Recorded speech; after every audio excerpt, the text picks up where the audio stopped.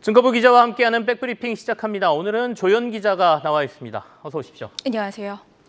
자, 오늘 시장이 상승하는데 그래도 기여를 하고 있는 게 이른바 밸류업과 관련된 종목들이에요. 오랜만에 저 PBR 관련 종목들이 시장의 하락을 방어하고 상승에 도움을 좀 주고 있는데 이게 아마도 뒤에 나와 있는 최상목 경제부총리의 발언이 좀 도움이 되지 않았나라는 생각도 해봅니다. 그렇습니다. 결국에는 그동안 정부가 얘기했던 세제 지원 을 꺼내 든 거죠. 계속해서 추진하겠다라고 했고 배당 소득과 관련된 분리과세를 추진하겠다는 얘기도 나왔네요. 좀 얘기 좀 들어볼까요? 네, 본격적으로 좀 윤곽이 드러났다, 네. 실효성 있는 인센티브가 나왔다 이렇게 보여질 수 있겠는데요.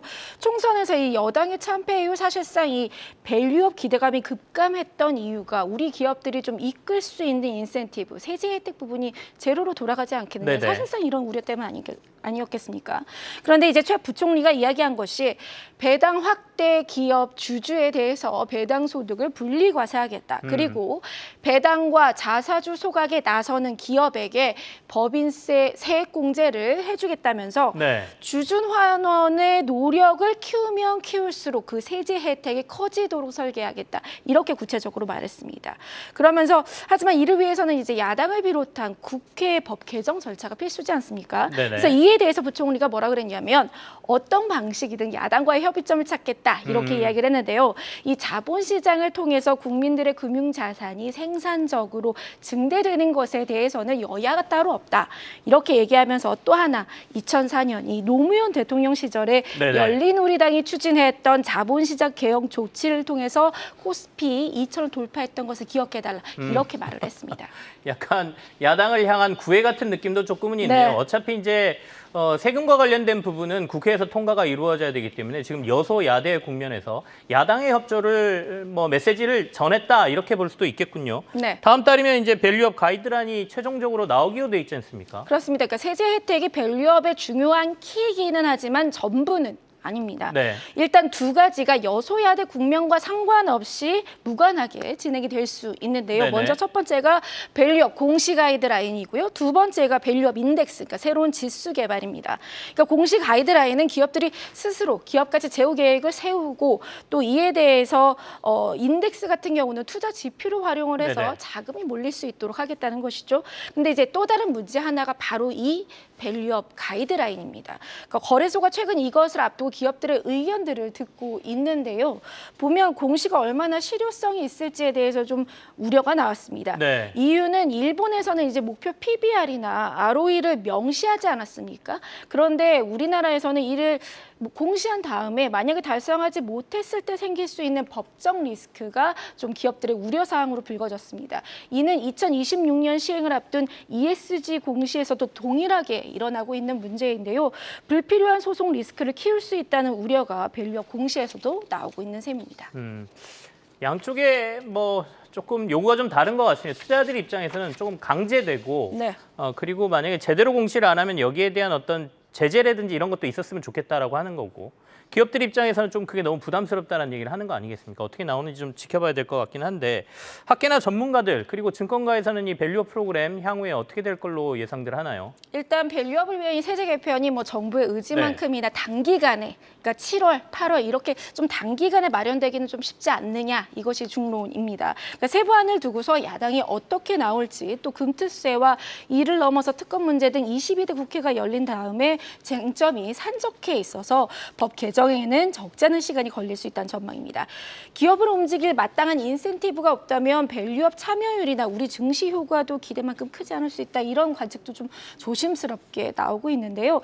실제로 지난해 현금 배당한 코스피 상장사들의 주가 상승률이 10.2% 정도로 코스피 지수 상승률 18.7% 평균에 미치지 못하는 모습을 보였습니다. 그래서 주주 환원책과 주가가 비례해서 움직일지는 좀 더 지켜봐야 될 것 같고 네. 외국인과 기관의 밸류업 호응이 가장 큰 관건이 될 것으로 보입니다.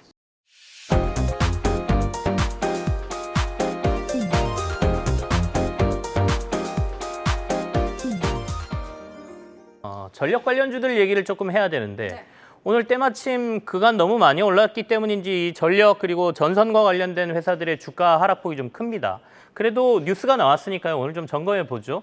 LS가 미국에서 1억 달러 정도의 지원을 받는다는 뉴스가 나왔습니다. 네, 정확하게는 총 9,906만 달러, 우리 네. 돈으로 1,365억 원 상당의 세액공제 혜택을 받기로 했습니다. 그러니까 LS전선의 미국 자회사인 LS 그린링크가 해저 케이블 신공장 건설에 미국 에너지부로부터 1,360억 원이 넘는 지원을 받게 된 것인데요. 네. 이번 지원이 좀 의미가 있다고 보려면 미국이 자국 국적의 해저 케이블 생산 기업이 없다라는 부분입니다. 또 현재 미국 현지의 해저 케이블 생산 공장을 갖고 있는 기업도 프랑스의 넥상스 이 한 곳뿐입니다. 그리고 이탈리아 프리즈미안이 공장을 짓고 있고 LS전선도 이번 지원을 계기로 본격적인 투자에 나서서 2027년까지 초고압 해저 케이블 생산 공장을 건설해서 미국 시장을 좀 선점하겠다 이런 계획이고요. 현재 공장 용지를 좀 알아보는 마지막 검토 단계라고 합니다. 메리츠 증권이 공장이 완공된 이후 2028년 LS전선의 해저 케이블 예상 매출액을 1조 4,400억 원으로 봤는데요. 이 중에 33% 그러니까 5천억 원이 넘는 육박하는 매출이 미국 신공장에서 나올 것으로 전망했고요. 이 소식에 LS 오늘 한 9% 강세로 장을 시작했는데 지금은 좀 하락 반전한 모습입니다. 오늘 시장 분위기가 반영된 거라고 하겠죠. 네. 호재성 재료가 나왔음에도 불구하고 시장 분위기가 못 받쳐주는 하루이긴 한데 결국에는 이 해저 케이블과 관련된 사업이라는 거는 대규모 해상풍력 단지를 이제 연결하는 해저 케이블이라고 봐야 되겠죠. 그렇습니다. 이 외에도 이제 미국은 데이터 센터부터 시작해서 반도체 공장 등 여러 투자가 들어가다 보니까 전력 수요가 굉장히 많이 늘어난다는 얘기가 계속해서 나오네요. 어느 정도입니까? 뭐 최근에 일론 머스크의 발언이 상당히 네. 화제가 됐었는데요. 과거에 이 AI 성장을 제약하는 요인이 칩 공급 부족이었다면 최근에는 전력 공급이 병목 현상의 주요 원인이다 이렇게 꼬집었습니다. 네. 이렇게 꼬집은 것은 머스크뿐만이 아닙니다. 아마존 CEO의 앤디 제시 그리고 ARM의 르네 하스 CEO도 역시 AI 혁신 가속화에 전력 인프라가 걸림돌이 될 것이다. 이렇게 경고를 하고 있었습니다. 챗 GPT와 구글 검색의 전력 차이를 좀 단순히 비교해 보아도 최대 30배까지도 차이가 난다고 네. 하고요. 저 르네 하스는 10년 내 AI와 데이터 센터 전력 수요가 미국 전체의 20에서 25%까지 커질 수 있다. 이렇게 봤습니다. 그러니까 현재는 4%에 불과한데 말이죠. 그래서 LS전선이 새로 공장을 짓는 해저 케이블 수요를 봐도 2030년이 되면 지난해의 2배가 넘는 수준으로 급증을 하는데 현재 예상 공급 물량은 수요의 65%에 그치고요. 또 2040년으로 가면 수요가 10년 만에 한 또 3배가 늘어납니다. 그래서 초고압 해저 케이블 생산이 가능한 기업이 뭐 전 세계에 LS전선을 포함해서 6곳뿐이니까 네네. 이 시장 선점에 대한 효과가 큰 것입니다. 그리고 미국 외에도 유럽과 베트남, 대만 등 LS전선의 해외 수주가 확대되고 있어서 장기적인 실적 개선을 기대해 볼 만하다. 이렇게 증권가 평가하고 있습니다. LS 이제 계열 아니겠습니까? 맞습니다. LS전선이. LS전선도 지금 비상장인 네. 거죠. 그 외에도 이제 LS 밑에는 계열사들이 꽤 많습니다. 다른 계열사들 상황은 어떤가요? 네, 먼저 LS M&M, LS 네. 엠트론, LS I&D 이렇게 같이 있는데요. 증권가에서도 이 뭐 전력기기 시장의 강세 사이클은 이제 시작일 뿐이다. 이렇게 좀 얘기를 하고 있습니다.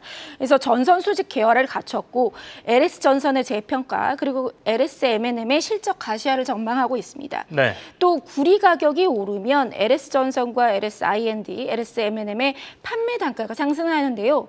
구리 가격 상승 랠리가 추가적으로 계속 나타난다면 현재 0.7배 수준인 LS의 PBR이 1.0배, 1배까지 상승할 수 있다. 이런 전망입니다. 그리고 삼성증권은 구리 가격이 실적에 직접 영향을 미치는 곳이 LS I&D라며 네. 미국 건선 1위 기업인 만큼 올 하반기 미국 통신선 사업이 실적 개선이 기대된다 이렇게 진단을 했는데요.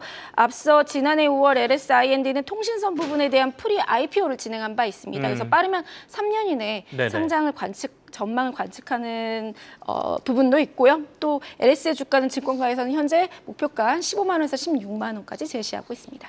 지난번에도 한번 저희가 LS 계열사들의 상장 이슈를 한번 다룬 적이 있거든요. 그래서 미국의 전시적인 전력 수요 늘어난 것, 그리고 오늘 세액 공제 받는 뉴스까지 한번 같이 확인해 봤습니다. 증권부의 조윤 기자와 함께했습니다. 감사합니다.